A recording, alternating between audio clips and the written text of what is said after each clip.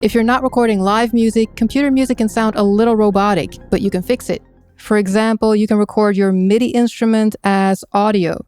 Just create an instrument track, and then also create an audio track, make it stereo, and select the instrument as the input.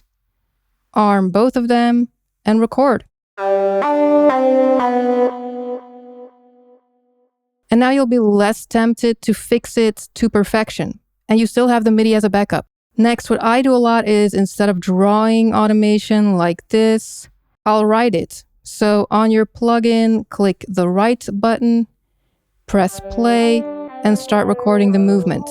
I don't have a controller, so I just use the mouse. Turn this off again, and now you have a shape with some more feeling in it. By default, Cubase will smooth out your automation, but if you want to keep all the details, then go to Project, Automation Panel, and in Settings. If the reduction level is low, it'll keep the details. If it's high, it'll reduce it to simpler lines. Then for vocals, or instruments actually, in VariAudio, if you've done some pitch correction and you've straightened it, sometimes the transition between the notes sounds a little too sudden, a little robotic. So what you can do is tell VariAudio to ignore these parts by dragging these corners, like so. If I exaggerate it with this vocal without the adjustment, good girl, she's a real one, yeah. And if I leave this out, good girl, she's a real one, yeah. Big difference. Next, some things you can do to humanize MIDI. If you still have to record, you can try turning off auto quantize here in MIDI record modes. Let's do a little test. First with it on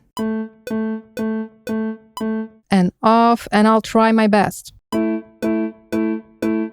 So you see how the second one is going to sound more natural. If you still want to do some quantizing, but not exactly on the grid, instead of pressing Q, first go here and select soft quantize.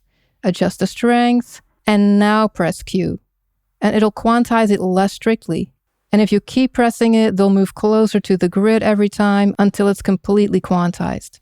And then you have swing, which swings every other grid line to the right, which can be nice for drums. But for drums, Cubase has a bunch of other tools as well that I might show in a separate video. If your MIDI is already quantized and you want to do a couple of adjustments, you can go in and do some of this while holding Command or Control to override your snap. And if you hold Command or Control and Shift, you can adjust velocities really easily. And that's all good for small MIDI parts, but if you want to make some more extensive changes, you can try this. You can select your MIDI parts and go to MIDI, Logical Editor, Apply Presets, and here you have lots of options. Let's just pick one, apply. So you see it's very quick, and you can also make your own custom presets. But you can also go into the editor and use the controller lane. Let's choose velocity variance, and I'll tell it to randomly turn the velocity down. Right now it's already applying it, but if you want to consolidate it so you can also see it, right click and apply. And there you have it. And then our final contender of the day, MIDI modifiers. On your MIDI track, go to MIDI modifiers. If you don't see it, right click, set up sections, and check it.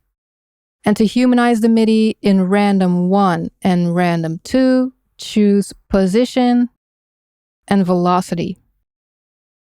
For position, you'll probably want to allow it to move back more than to the front. And for velocity, it can be even, or it can be anything. Experiment with it. This is also already applied, but again, if you want to see the events actually change in the editor, go to MIDI, freeze MIDI modifiers.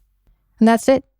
I hope that helped. For more tutorials, check out this playlist. Thanks for watching and have fun making music. Bye.